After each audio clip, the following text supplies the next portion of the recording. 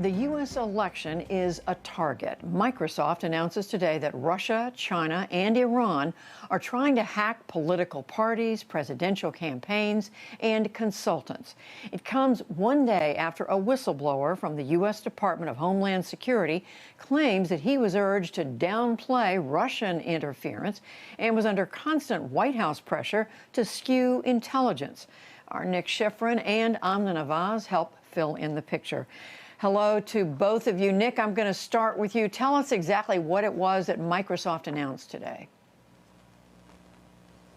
Yeah, Microsoft says foreign groups have stepped up their efforts targeting the election and cites three examples. The same Russian military intelligence unit that hacked and leaked in 2016 has now targeted 200 organizations, including campaigns, political consultants, and one independent analyst I spoke to say one of those targeted unsuccessfully SKDK Knickerbocker, which consults for Biden.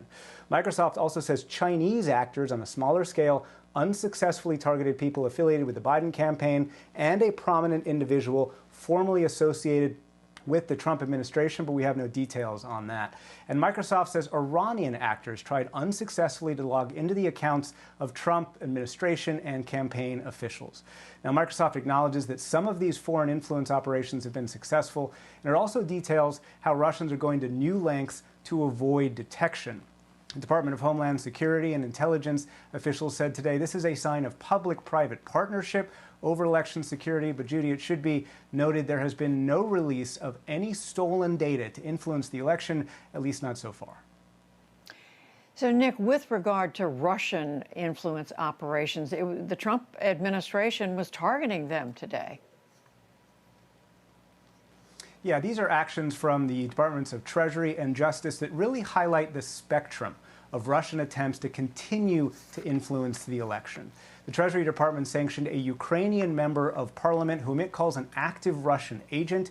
He has released videos designed to disparage Joe Biden, and this is an example of Russia's ongoing attempt to weaponize divisions inside the U.S. Those videos have been retweeted by President Trump and cited by Republican Senator Ron Johnson. And the Department of Justice charged a Russian who manages a Russian effort to influence elections, and his indictment is a sign of an ongoing Russian disinformation campaign that has the same goal as it did in 2016, create distrust in the U.S. political process and to help President Trump. And the independent analyst I spoke to today, Judy, says all of this is more proof that Russia continues to be interested in tipping the scale, while China and Iran are more interested in longer-term intelligence gathering operations. And these analysts fear that the Director of National Intelligence is downplaying the active threat posed by Russia to the election by instead highlighting the longer-term threat posed by China. So much to keep track of, but let's talk about that. Amna, separately from this, there was this whistleblower complaint saying that the administration is trying to downplay Russian influence. Tell us about that.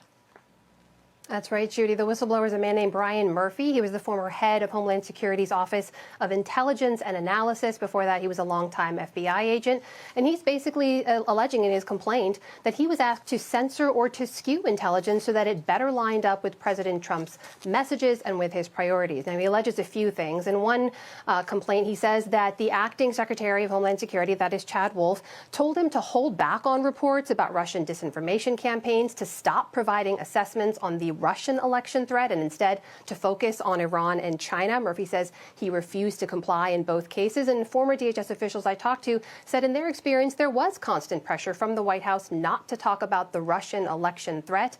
Murphy also alleges that he was asked by the second in command, that is Ken Cuccinelli, to change intelligence reports, to downplay the threat of far-right white supremacist violence, and then to include information on left-wing groups like the anti-fascist group Antifa. There's a bit of a complicated picture there. One former official I talked to said he doesn't believe it's a priority for the current DHS leadership to address the growing white supremacist threat. Another said that he actually thinks the agency's done a lot of good work on that front in recent years. Judy? And I saw today the president formally nominated Chad Wolf to be the Secretary of Homeland Security. Amna, you've been in touch with people at Homeland Security today. What are they saying about all this?